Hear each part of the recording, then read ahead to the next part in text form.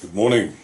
The clock is ticking, my friends. Former Italian health minister Roberto Speranza, together with the former director of the Italian Medicines Agency, Nicola Magrini, they are under investigation. So what happened? Well, they wrote emails to local health authorities telling them to shut up about deaths and serious side effects that occurred after taking the needle. Well, things happen, shut up about it, don't tell the people about it. What's this? Is this murder? What do you think? Is it murder? It means that they knew it was dangerous, they knew it, and they told people to take it. And it's the health minister. And you know how they do the same thing in all countries. They did the same things, right? And I was thinking about Sweden. We had a health minister.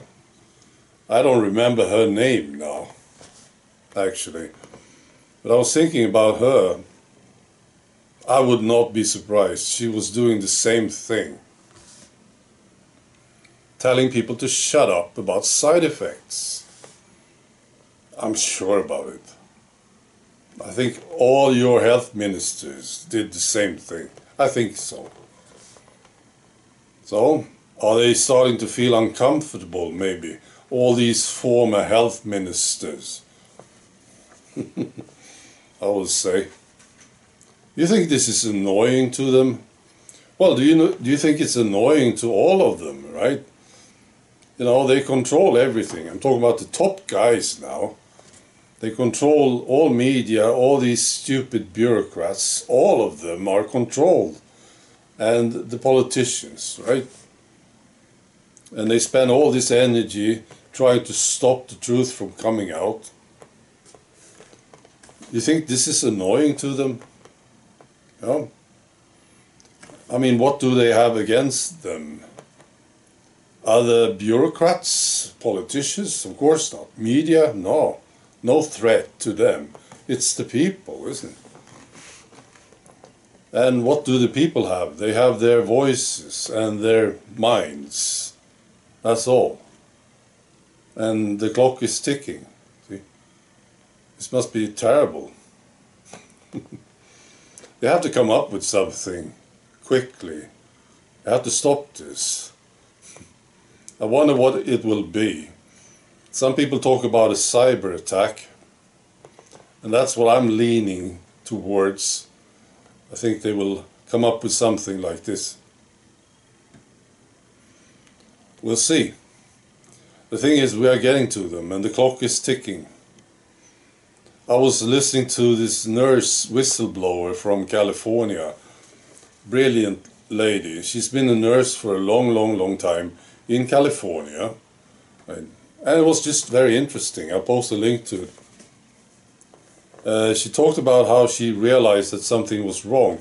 You know, the first thing that happened was she was listening to media. And media said that all the hospitals are full, overloaded, right? And they said the same thing here in Sweden. I think everywhere they said the same thing. But she knew this was not true. See? She had all these contacts and she knew this was not true. They were lying about this. Why? That's the first thing that happened to her. And she started to ask questions. And today she says, I would not take a family member to a hospital. It's a dangerous place, she says. Well, I think so too. Finally, I want to say something about Putin. Vladimir Putin.